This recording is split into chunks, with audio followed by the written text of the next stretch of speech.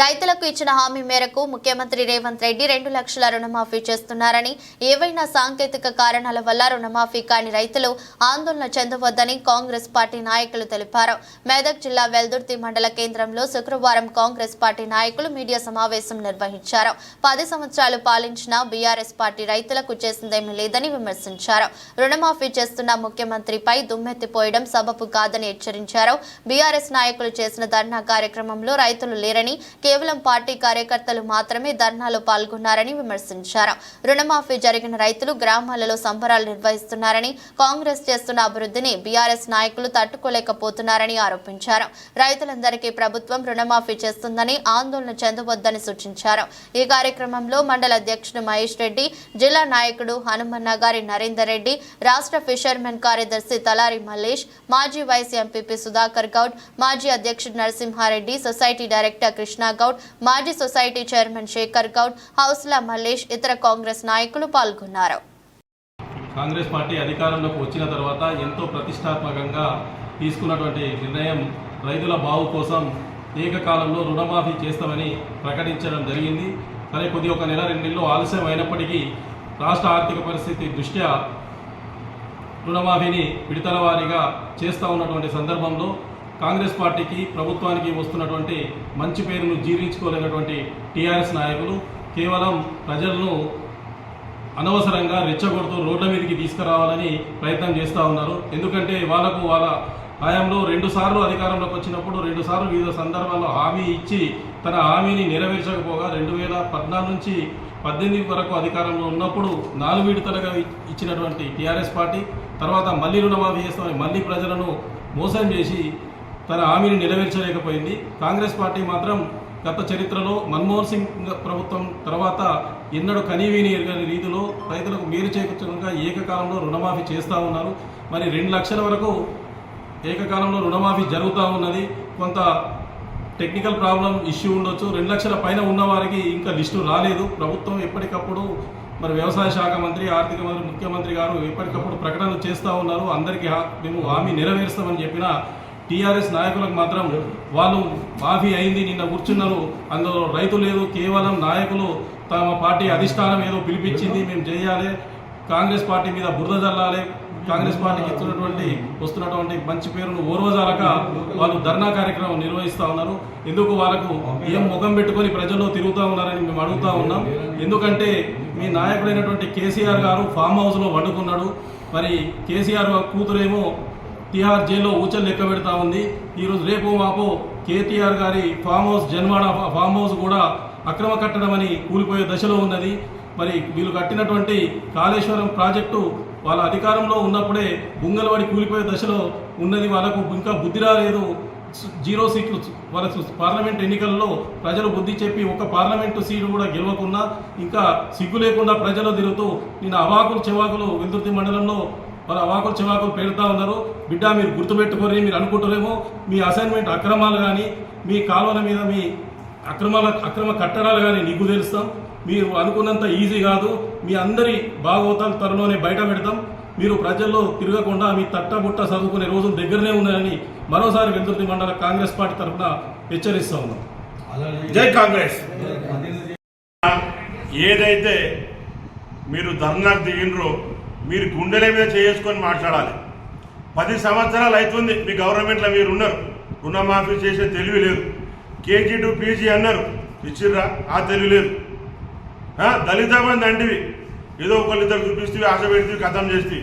గిరిజన బంధు అంటివి, ఏమన్నా ఇచ్చినావా? మీరు ఏం చేసిర్రా అని చెప్పి రోడ్ల మీద కొంచెం ధర్నా చేస్తున్నారు. పూసేగాడి వచ్చి మేసేగాడిని తడిదెంగినట్టు ఇంత మంచిగా ఇస్తున్న గవర్నమెంట్ని పట్టుకొని వచ్చి మీరు ప్రయాస చేసి రోడ్ల మీదకి వచ్చి ధర్నాలు చేస్తే మీకు ఎవరు సహకరిస్తారు? మీ ఎంబడి నిన్న ఎవరున్నారు రైతులు మీ దగ్గర? మీరు ఇది గమనించాలి. ఏదైనా చేయాలన్నా కాంగ్రెస్ ప్రభుత్వం ఏం చేస్తుంది?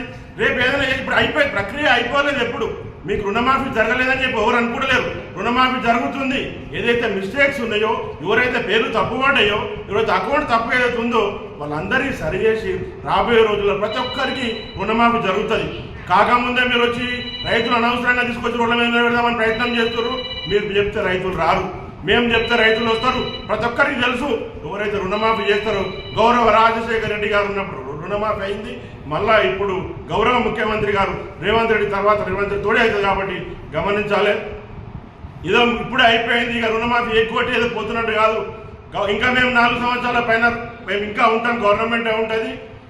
రాబోయే రోజుల ప్రక్రియ ఏదైతుందో తప్పుల తడక ఉన్న చిన్న చిన్న మిస్టేక్స్ను క్లియర్ చేస్తామని చెప్పి తెలియజేస్తూ, మీరు ఇంతకుముందు ₹1,00,000 ఇస్తామన్న రుణమాఫీ ఏదని సంపూర్ణంగా ఎప్పుడు చేయలేదు.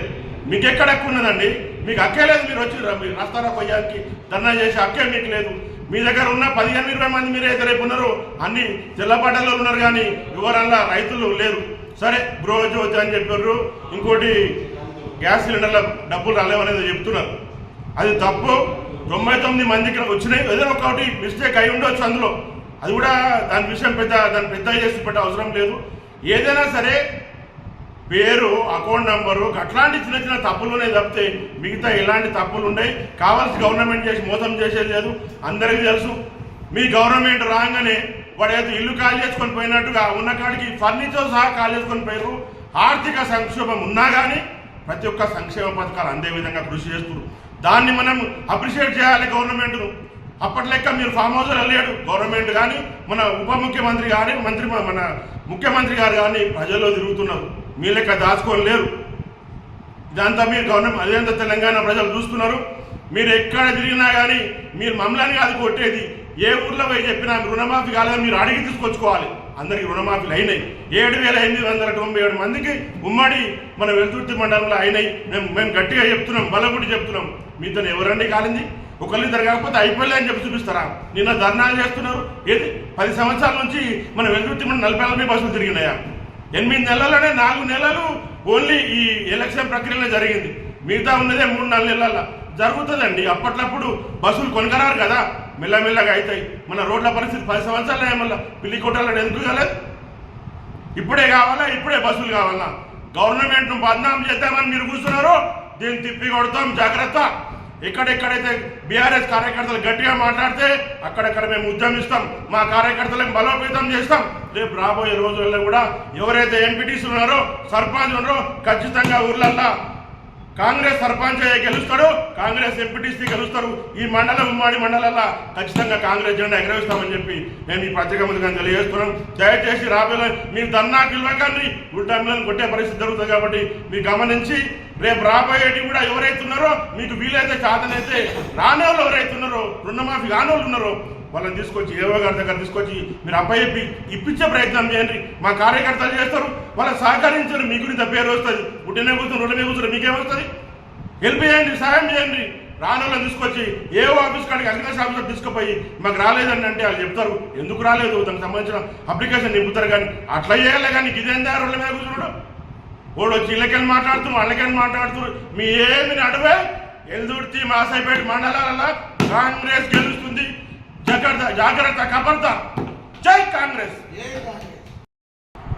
నిన్న టిఆర్ఎస్ కేటీఆర్ గారు పిలుపు మేరకు టిఆర్ఎస్ వాళ్ళు ఎక్కడ దొరికితే అక్కడ ఏదో వాళ్ళ ఉనికి చాటుకోవడం కొరకు ధర్నా చేయడం జరిగింది. నిన్న ఏది ఆగమాగం రుణాలు మాఫీ కాలేవు, మీ ఏం చేస్తలేదు కాంగ్రెస్ ప్రభుత్వం, మీ కాంగ్రెస్ ప్రభుత్వము 6 గ్యారెంటీలు ప్రకటించారు, మీరు ఏ ఒక్క హామీలు కూడా నెరవేర్చలేరని చెప్పేసి వాళ్ళు ఏదో వాళ్ళ కొంపలని మునిగిపోయినట్టుగా ధర్నాకు పిలుపునిచ్చిండు. ఎందుకంటే వాళ్ళు పాతాళం పోతున్నాం, రేపు పాతాళం పోకుండా మా కార్యకర్తలు అందరూ అడ్డుపడితేనన్నా మేము ఆగుతాం, మేము మమ్మల్ని లోపటేయరేమో అనే ఉద్దేశంతో వాళ్ళు ఇవన్నీ పిచ్చి పిచ్చిగా ఆలోచనలు చేసి ప్రజలను రెచ్చగొట్టుకుంటూ, ప్రజలు ఎవ్వరు కూడా వస్తలేరు.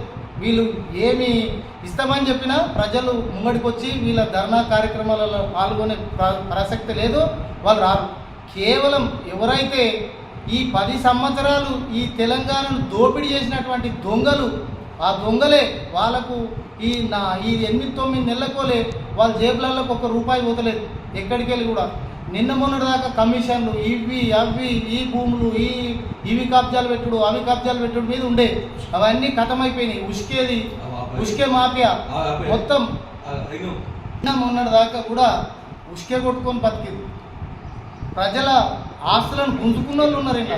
నిన్న ధర్నా ఎదుర్కొలో ధర్నా కార్యక్రమాలు చేసారు. ఎక్కడ పడితే అక్కడ వాళ్ళు చేయని దోపిడీ లేదు. కానీ వాళ్ళు వచ్చి నిన్న ప్రజల దగ్గరికి పోయి మేము 200 ఇస్తాం, మేము 300 ఇస్తాం, మా ధర్నా కార్యక్రమానికి రండి, మనకు ఎవ్వరికి కూడా రుణమాఫీ కాలేదని చెప్పి నిన్న వాళ్ళకు చెప్పడం జరిగింది. ఊళ్ళల్లో మేము పోతే మాకు చెప్తున్నారు అన్నట్టు వాళ్ళు, అరే అన్న ఇట్లా మమ్మల్ని పిలుస్తున్నారు, మరి పైసలు కట్టి మరి మీకు రుణమాఫీ కాకపోతే మీరు రండి అని చెప్పినాం. మాకు రుణమాఫీ అయిందన్న, మేమెందుకు వస్తామే, మాకు మంచి ప్రభుత్వం మంచిగా నడిపిస్తుంది కానీ మేము రాము అని చెప్పి వాళ్ళు ఎవ్వరు కూడా రాలేదు. నేను వచ్చింది మొత్తం ఎవరైతే అక్రమాలు అన్యాయం చేసిరో వాళ్ళే వచ్చి నిన్న రోడ్ల పండు కూకుండి వాళ్ళ మా కమిషన్లు వస్తలేవు, మేము ఎట్లయితే బతుకుతామో అనే ఆలోచన. మీరు బతుకుడు కాదు, 10 సంవత్సరాలు ఇప్పుడు ఈ 5 ఏళ్ళే కాదు, ఇంకా 10 ఏళ్ళ దాకా కూడా మీరు ఎక్కడికి కూడా రాలేరు. మిమ్మల్ని మీరు చేసినటువంటి అక్రమాలు, మీరు చేసినటువంటి కట్టడాలు ఎక్కడెక్కడ ఏం చేసిరో మాకు అంతా తెలుసు. ప్రజలు కూడా వెలుతురులో కూడా చూస్తున్నారు, ఎప్పుడా అనే ఆలోచనలో ఉన్నారు. వీటి పెళ్లి కూడా అయ్యేది ఉన్నది, అతి త్వరలోనే అది కూడా తేల్చేస్తాం. కాబట్టి ఖబర్దార్, ప్రతి ఒక్కరికి కూడా రుణమాఫీ కాని వ్యక్తి లేరు. నిన్న వాళ్ళు కూడా వచ్చింది ఆడికి ధర్నా కాడికి, వాళ్ళకు కూడా రుణమాఫీలు అయినాయి, అక్కడ కాలేదు అని వాళ్ళు చెప్పమని. ఎక్కడో ఒక 10% మందికి కూడా అవి కూడా ఏదో టెక్నికల్ ఇష్యూల్లో దీంట్లోనో మాత్రమే కాలేదు తప్ప ప్రతి ఒక్కరికి కూడా రుణమాఫీ అయింది. ఈరోజు రైతులందరూ కూడా రుణమాఫీ కొరకే చూస్తున్నారు. రుణమాఫీ మాకు హ్యాపీగా అనిపిస్తుంది. మళ్ళీ కొత్త లోన్లు తీసుకుంటారు వాళ్ళంతా బ్యాంకులలో పోయి.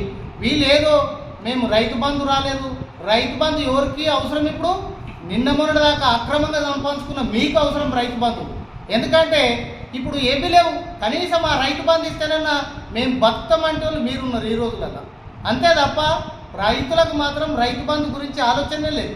ఎందుకంటే మంచి కార్యక్రమం, 2 లక్షల రూపాయలు రుణమాఫీ అయింది. ఇలా ఏదో టెక్నికల్ ఇష్యూ తోటి కొంతమందికి ఒక 10% 5% మంది ఉన్నారంట. వాళ్ళకు కూడా ముఖ్యమంత్రి గారు ఏం చెప్తున్నారంటే ఎవ్వరు కూడా ఐదార్యపడొద్దు, టీఆర్ఎస్ ప్రభుత్వం ఇస్తామని చెప్పిన 1 లక్ష రూపాయల రుణమాఫీని 4 విడతలుగా కొంతమందికే ఇచ్చిరా. 4 విడతలల్లా ఇలా చెప్పమంటావా ఎంతమంది ఉన్నారు? రైతులను పిలిస్తే రోడ్డు మీదకి వచ్చి చెప్తారు, చెప్పులతో కొడతారు మిమ్మల్ని ఒక్కొక్కరిని. ఆ చెప్పుకోవడానికన్నా సిగ్గు ఉండాలి. కనీసము ఏం నడుస్తుంది, ఏం కథ? ఇంత ఒక 9 నెలలు కావచ్చు ఇప్పుడు ఒక కాంగ్రెస్ ప్రభుత్వం వచ్చి ఇన్ని మంచి కార్యక్రమాలు చేస్తుంటే మీరు స్వాగతించేది పోయి స్వాగతించకుండా కనీసం ఇవి అని సిగ్గు ఉండాలి. అవి మాట్లాడేందుకు ఏం మాటలు? అవి మాటలేనా నిన్న మీరు మాట్లాడుతున్నారు? ఒక విధానం ఉండాలి జనాలలో. రేపు మేం కాదు తిరగనిచ్చేది, మీరు పోతే లాగు కూడా ఒకటి కొడతారు మీరు, ఒట్టిగా కాదు. మేము బరాబర్ ఇస్తున్నాం, జనాలలో ఉంటాం, జనాలలో ఎంబటినే ఉంటాం. జనాలకు ఏ ఒక్కరికి చిన్న పని ఉన్నా, ఏది ఉన్నా, ఏ మంచి పనులైనా చెడ్డ పనులైనా ప్రతి ఒక్కదాన్ని కూడా మేము ముందుండి జనాలు ఎంబటినే ఉంటామని చెప్తున్నాం.